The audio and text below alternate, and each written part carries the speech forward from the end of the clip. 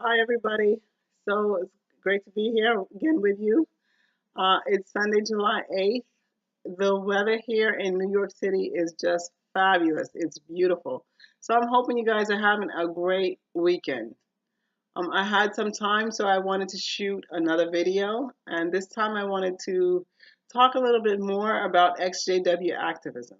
I've talked about it briefly in the past, but I wanted to go into greater detail about it and just share with you all a little bit about what it is and why we do it.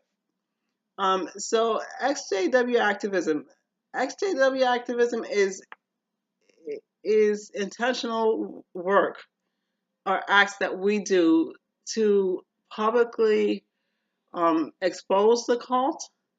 It is our hope that we can get current members to reevaluate the cult and research the cult and to see that the cult has a lot of flaws in its doctrines.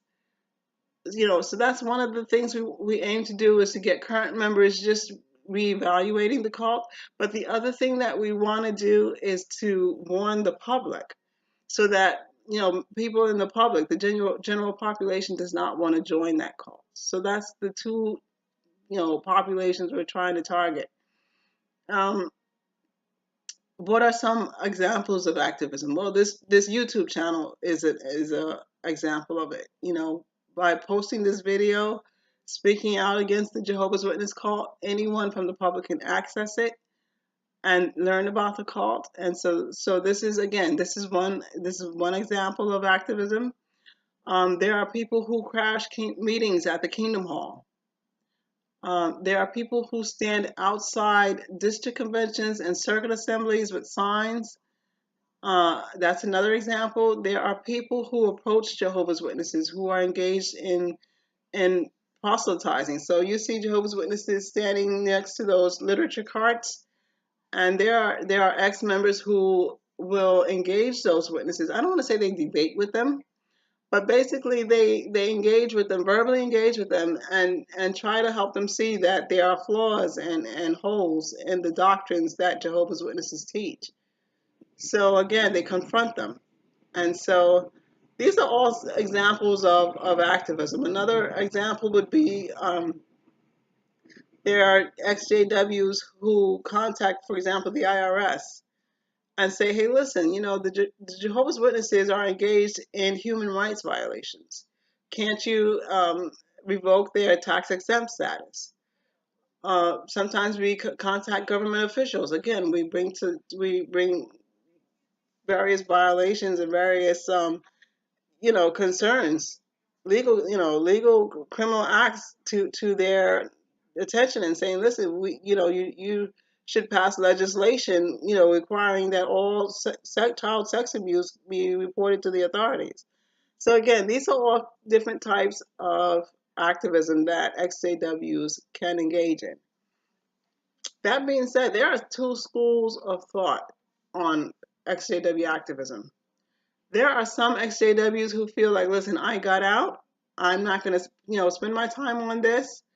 To each his own. I'm going to live and let live. I got out, and it's up to the next person to do what's best for them. I'm not going to speak out against the cult. I'm just going to go my own way.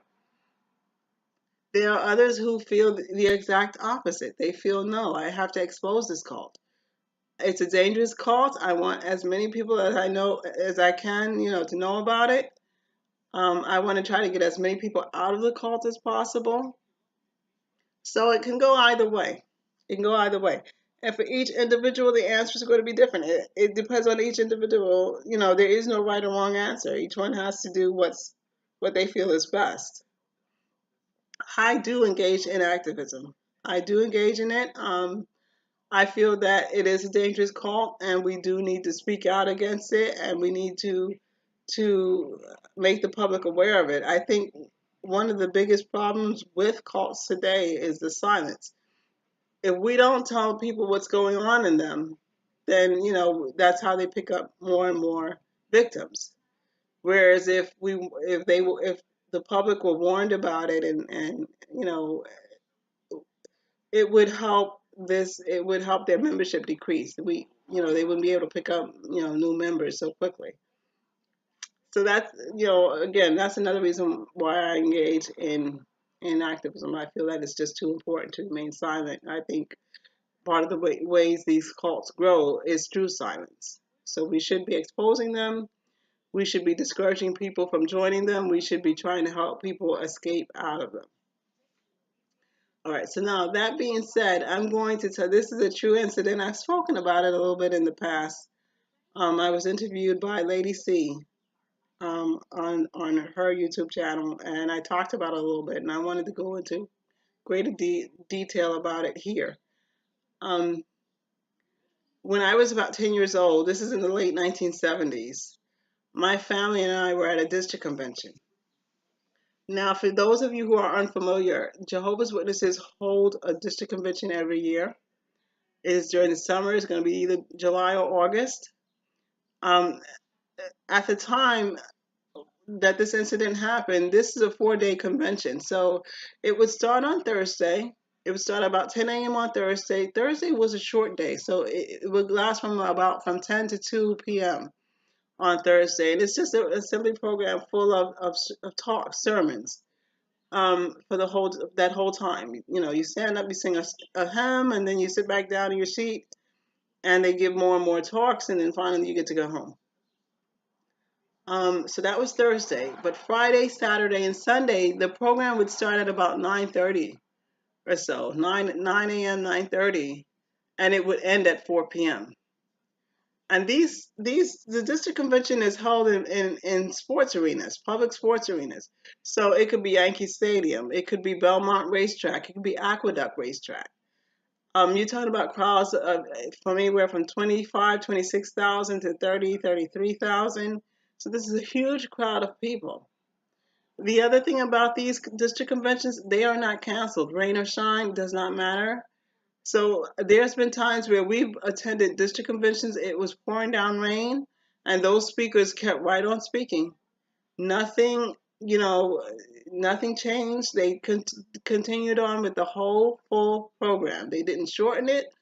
They didn't reschedule anything. They didn't cancel anything. Once those district conventions were scheduled, they were done. And the same thing, we've had district conventions in heat waves. So imagine 100 degrees, 110 degrees, and you're sitting on those hard, uncomfortable stadium seats for hours at a time, right? And imagine being a kid. Imagine being a 10-year-old kid, 8-year-old kid, and you're sitting for all those hours every day. I mean, yeah, 3.5 days straight at a convention, at a district convention. So watch out. If you're watching this, you need to do something about those conventions. You either shorten them or do something, put it in a video format or something, but you got to do something. It's inhumane to try to make a kid sit like that for all those hours straight. So that was the first thing. This, the convention that I'm referring to, again, this happened in the late 1970s. My family and I were leaving a convention. We were approaching the parking lot, and there's this gentleman. He was handing out flyers, and he kept yelling out at us that JWs are a cult and they're fanatics. And my mom tried to rush us past that man so quickly. She didn't want us to pay any attention to him. She just wanted us to dismiss his words. She just wanted us to just rush right past him. But what he said, I heard his words, and what he said, they stuck with me. He planted a seed of doubt. He really did. And so, even though at the time I didn't know what a cult was or what a fanatic was, I never forgot the way my mom was like, let's go, let's go, let's go. And so it really made an impact on me. And so later on, as I was growing more and more discontent with being a Jehovah's Witness, I never forgot his words. And I remember thinking to myself, what if he's right? What if Jehovah's Witnesses are a cult? And it was reaching a point where, like I said, I was so unhappy being a Jehovah's Witness that my mind was now reaching the place where I wanted to research it and find out if, in fact, Jehovah's Witnesses were a cult. So the reason why I bring up that incident from when I was 10 years old is because, when we speak out and when we engage in XJW activism, We don't know what our words, the impact of our words. We don't know who's listening. We don't know if what we've said is going to make a difference in anyone's lives. And that being said, because we don't know, we may feel like we're just wasting time. The truth of the matter is, because we don't know, we shouldn't just give up and say, all right, nobody's listening to this. No, we should go ahead and shoot the video. We should, whatever form of activism you choose to engage in, you should go ahead and do it. Whether you, even if you're just using social media, whatever way you choose to speak out against the cult, don't feel that no one's paying attention, because we don't know that. It's like that gentleman standing out in the parking lot all those years ago when I was 10 years old. He had no way of knowing that what he said would later on give me the courage to reevaluate that group and to look and see if they were called. So again, that's why I say we shouldn't discredit the value of XJW activism. And so I should take this opportunity to say to that gentleman, wherever you are, thank you so much. Thank you so much for taking the time out of your day to stand out there and hand out those flyers and to shout like that, because you got, even though at the time I didn't leave, years later, his words did indeed help me that, reevaluate that I was part of a call. So wherever you are, gentlemen, sir, thank you so much for doing what you did. And so now I'm paying it forward, and I'm doing the same thing that you did by helping me get out. I'm trying to help others get out. So there you go. It comes full circle sometimes. But that's what I wanted to talk with you guys about today.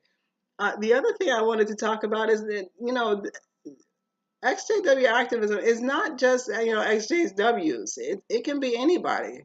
It can be anybody. I'll give you an example. If you're a school teacher and one of your students is a Jehovah's Witness, you can, you don't have to get them to leave the cult right then and there. You're not, trying to convert anybody, but you can get them thinking and questioning and critically thinking about the cult.